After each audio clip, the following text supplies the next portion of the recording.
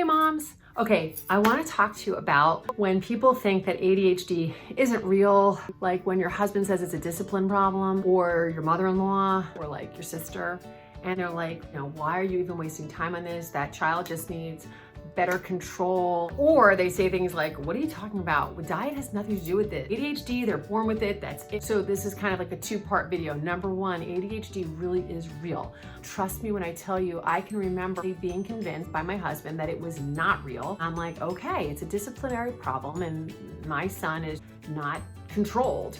Even though my mom intuition was like, this is weird because I have 5 of the children. Charlie is the youngest of my 6 kids.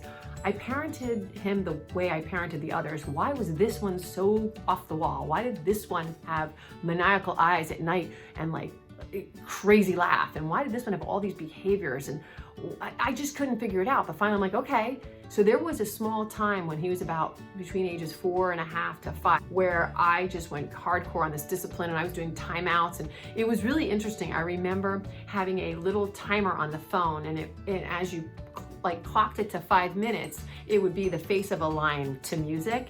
And as the music went, the face of the lion would come into view. I cannot tell you, my son loved timeout after that. He'd do things so he can get in timeout, or he'd just be like, God, phone, like he couldn't really talk well. He had terrible speech, garbled, fast forward, but he knew the line. He'd be like, lion, I want the lion. And that was a clue to me. Like, no kid wants to sit in timeout, but I knew he was just like, tick, tick, tick. I can remember being in church and my husband taking him out and sitting him on a bench. And I came out later, I'm like, how did that go? Because they never came back in. He goes, well, I took him outside and I sat on the bench and I said, you will behave or we're not going in.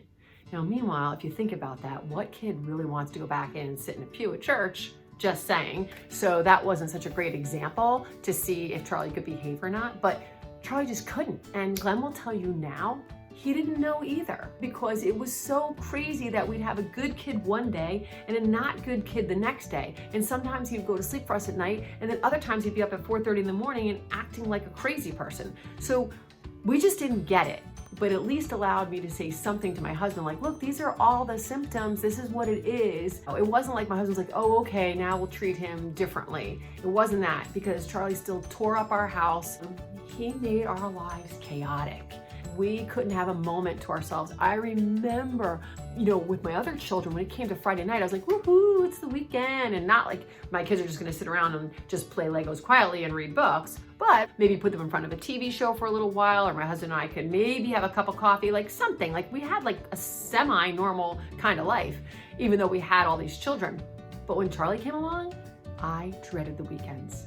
For instance, by the time Charlie was 3 years old, because he was in an early intervention program, he went right into our preschool at age 3. So they put him into the preschool program and he got to go for about 3 hours or so a day. And it was just the greatest respite. So when Saturday came, I was like, oh my gosh, I have Charlie all day. I was like, I'm gonna kill myself.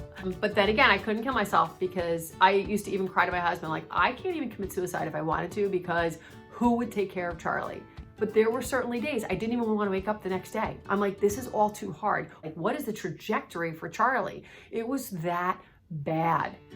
ADHD is a real thing, but the way that I look at ADHD is different from, number one, how I used to look at it, and number two, how many other ADHD moms look at their children. I look at it in where the brain is inflamed.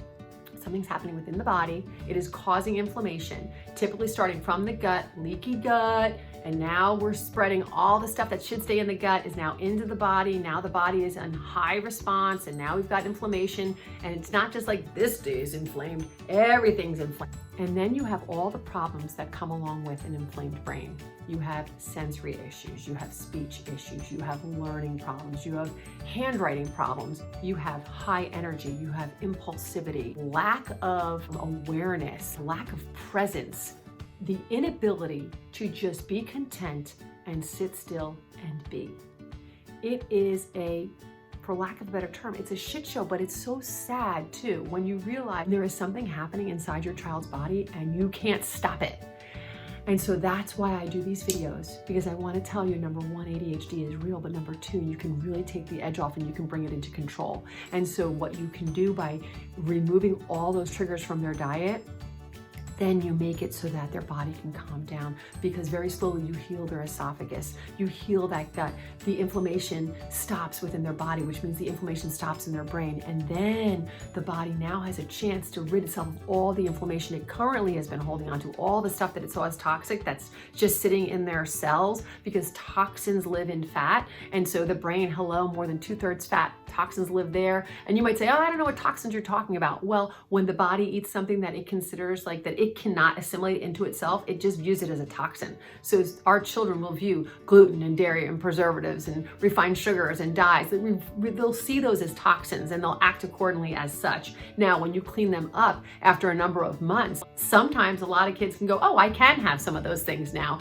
because I'm clean and I'm healthy and I'm strong. It's kind of like they had a broken arm and they had the cast on and now it's healed. You can take the cast off. It's stronger than it was before and it's gonna all be okay, and you just see where the strength is or where the weaknesses are. And if you try some new foods or you bring some new foods back in and you go, ooh, I'm noticing some behaviors, no problem, just pull the foods back out. But it doesn't have to be a death sentence. ADHD does not have to be a death sentence. And I know that food and joy come together. So I know going to family gatherings is hard. I know that packing the lunchbox is hard. I know it more than you'd ever think. And sometimes people will say, oh, well, Carolyn, you might be one of those, crunchy granola natural moms.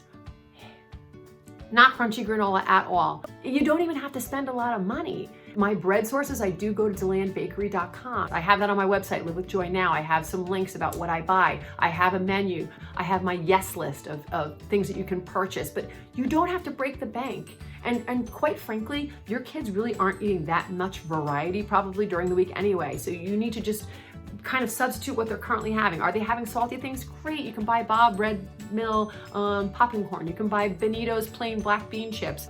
You can buy brown rice pasta. You can use red potatoes. Give them grilled chicken. You can give them a burger and put it on a DeLand bun. There are solutions. What you're not gonna do is buy really expensive granola bars, because what we end up doing is we think, let's just swap it out. Let's go to the frozen food section and let's buy Vans waffles because they're gluten-free and dairy-free.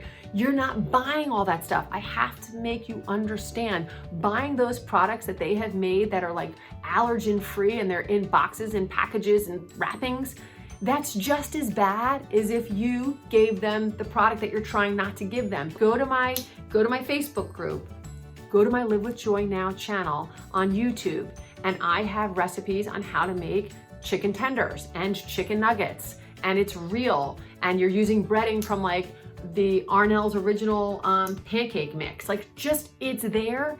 It's not hard. Well, I lied. It's like the hardest thing you'll ever do. But then it's not hard once you understand how to do it, because you get your kid back. You get your kid back, and this is not forever, okay? So I just beg of you, please give it a try, but I need you to give it a try for like 6 months. Thank you very much.